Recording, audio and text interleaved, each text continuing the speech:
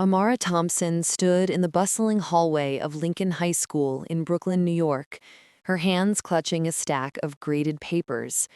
It was a crisp October morning in 2025, the kind where the air carried the faint scent of fallen leaves and exhaust from the city streets outside.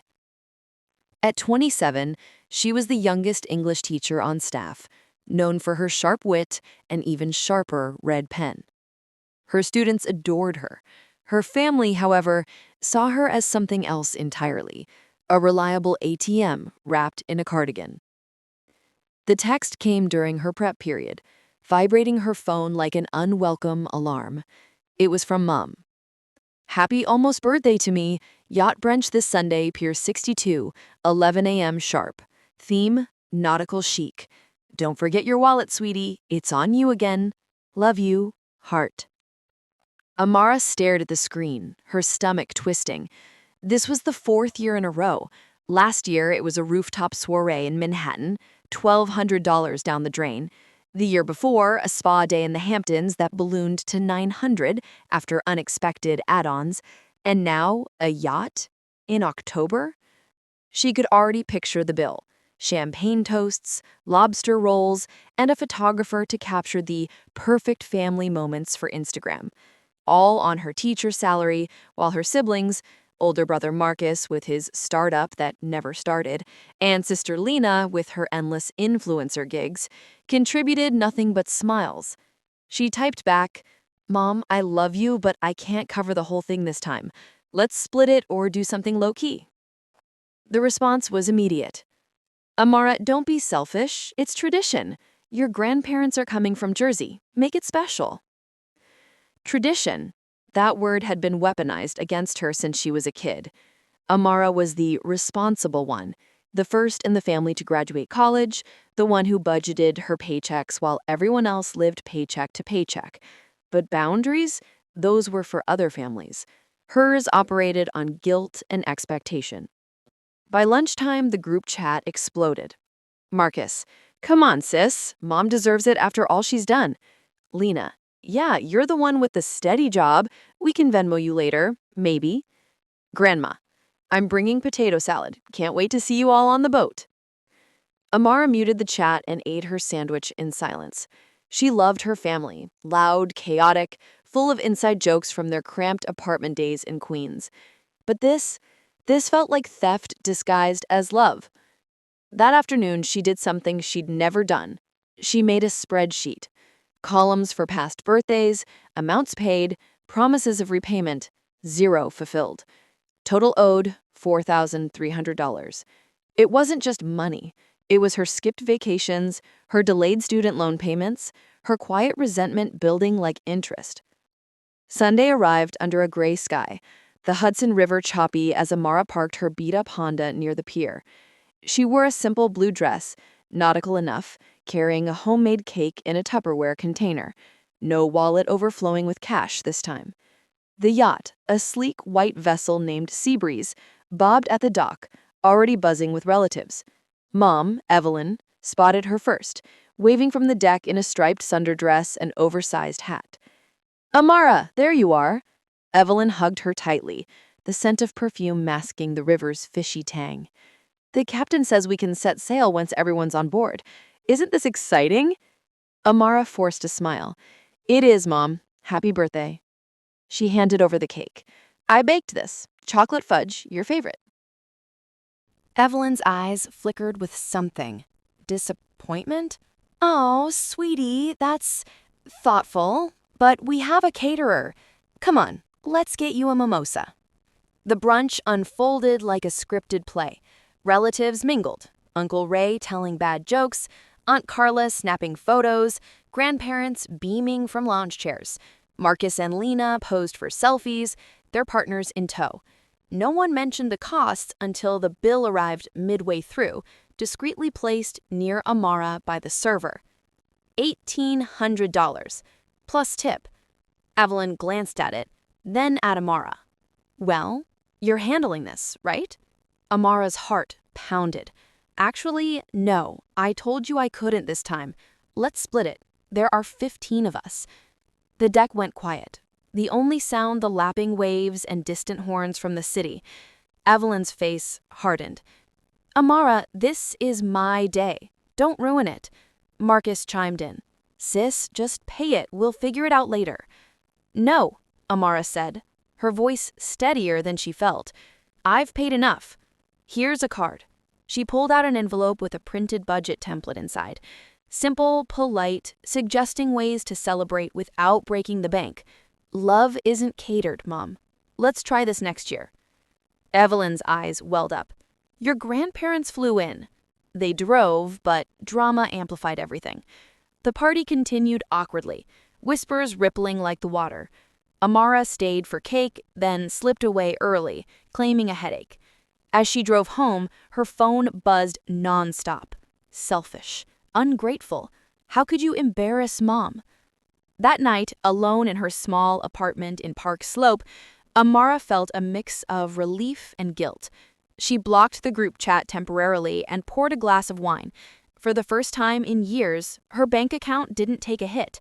But as she scrolled through old photos, family barbecues, holidays, she wondered if she'd shattered something irreparable. The first strange call came at 2 a.m. A blocked number, heavy breathing, then a hang-up. Amara dismissed it as a wrong number, rolling over in bed. But the next morning, another. "You owe us," a muffled voice whispered before clicking off. Her skin prickled. Prank? She checked her locks, chalked it up to coincidence. At school, she threw herself into lesson plans, teaching The Great Gatsby with renewed vigor, warning her students about the dangers of unchecked expectations. By Wednesday, the calls escalated. 3 in one day, each with the same phrase, "Pay what you owe." Amara reported it to the NYPD non-emergency line, but they brushed it off. Probably telemarketers or kids. Change your number if it bothers you. That evening, returning from grocery shopping, she found her mailbox stuffed with envelopes. Not bills, anonymous letters, typed in block letters. "Family debts don't disappear. $4,300 plus interest." Her spreadsheet amount. How did they know? Heart racing, she scanned the hallway, but it was empty. Inside her apartment, she double-bolted the door and called Marcus. "Did you tell anyone about my calculations?" she asked. He laughed. "What, your little grudge list? Nah, sis. But Mom's pissed, says you're cutting us off." Amara hung up, unease gnawing at her. Was her family behind this? It seemed too petty even for them. Or was there something deeper? She remembered vague family stories. Dad's gambling before he died. Mom's loans from shady friends. Had her payments been covering more than birthdays? Thursday brought a package on her doorstep. A small box with no return address. Inside, a cheap watch, ticking backward, and a note, "Time's running out. Pay up or lose more than money." Panic set in. She skipped her after-school club, heading straight to a coffee shop to think. Who could she trust? Her best friend, Priya, a lawyer, met her there. "This sounds like harassment," Priya said, examining the note. "Document everything. We can file a restraining order if it's family." "But why? Over a birthday bill?" Priya leaned in. "Maybe it's not just that. Dig into your family's finances. Start with public records." Amara spent the night online, using free databases. What she found chilled her. Evelyn Thompson had a lien on her house from 2018, $20,000 to a company called Apex Lending. Marcus had bankruptcy filings. Lena's influencer income, non-existent. She was deep in credit card debt. And Amara's name appeared on co-signed loans she didn't remember authorizing. Small amounts, but adding up. Forgery? Her mind reeled. Had they used her identity? The next call came at midnight. "We know where you teach. Lincoln High. Nice kids." Amara's blood ran cold. This wasn't family pettiness. This was threats. She packed a bag and crashed at Priya's, calling in sick the next day. From there, she hired a private investigator. $500 she could ill afford, but safety first. The PI, a grizzled ex-cop named Frank, met her in a diner near Central Park. "Your mom's linked to Apex. They're not legit. Loan sharks with mob ties. Your payments probably funneled to them through family traditions." Amara felt sick. So the birthdays were a cover? Partly. Your steady job made you the mark. When you stopped, they panicked. Proof came fast. Frank tailed Marcus to a seedy bar in the Bronx, where he met an Apex enforcer. Photos showed cash exchanging hands. The calls traced to burner phones bought near Lena's apartment. Confrontation day arrived.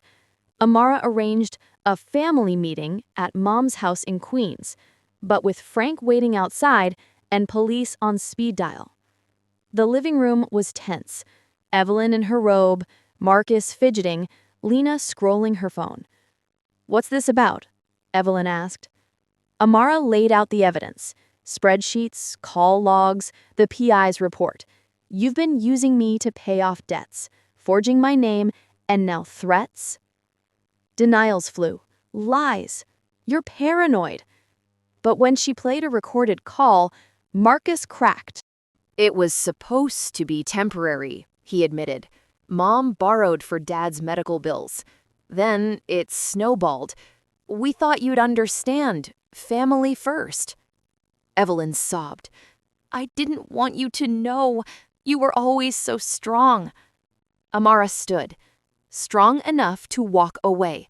I'm pressing charges if this doesn't stop. And no more traditions." She left, Frank escorting her to her car.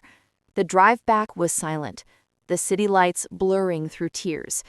But as she crossed the Brooklyn Bridge, a weight lifted. No more debts, financial or emotional. Weeks later, the calls stopped. Apex backed off after a police tip. Her family? Distant apologies via text, a new group chat without demands. Amara changed her number, refinanced her loans, and celebrated her own birthday, a solo trip to the Adirondacks, funded by herself. Peace wasn't suspense-free. Life in New York never was, but for the first time, her story was her own.